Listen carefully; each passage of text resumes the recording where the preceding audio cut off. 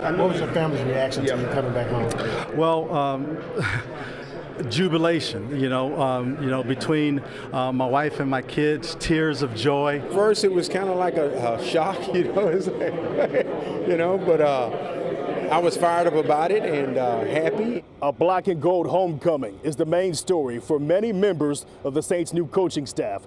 But two new assistants highlight the hirings. Archbishop Shaw alum Terry Joseph and former LSU defensive lineman and defensive lines coach Bo Davis. And finding people who understand the culture of both New Orleans and Louisiana football have been a key factor in new head coach Kellen Moore's decision-making. There's, some intention and some value in having guys who've been down here, been in Louisiana and have exposure to this place and, just the special community that it is. Certainly when we had the opportunity to team up with a few guys who've been down here, we were fired up to do it. Growing up my entire life here, I understand that people's week are based on what the Saints do on Sundays. So for me to have a direct part of that, it's a big challenge, but it's a challenge that I look forward to.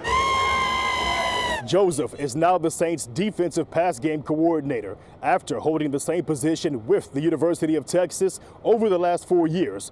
But the Saints' new assistant seems all too eager to exit the college ranks and join the black and gold. I was getting a little fed up with how I was moving from a recruiting standpoint to be a ball coach and to really focus on ball, yet still developing that relationship with your players.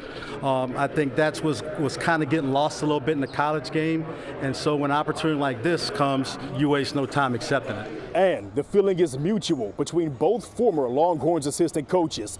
Davis, of course, leaving the purple and gold for the black and gold. And exiting LSU and re-entering the NFL coaching ranks is an all-too-easy yes for Bo Davis. Well, it's not too hard. It's not that far. I look at it as being almost the same place, and got a great staff here, and I'm looking forward to just continue working and developing and keep growing as a coach. Bo's obviously a big-time coach who's done in the NFL, done in the SEC for a long time. We felt like it was just a really, really good opportunity for us to team up with an excellent defensive line coach. A lot of these guys that were going through the draft process, he's been recruiting those guys, or dealing with the transfer portal. He knows all these kids, and so it's going to be a huge benefit for us. Now, with his coaching staff complete, Moore can focus on free agency starting on Wednesday and the NFL draft next month.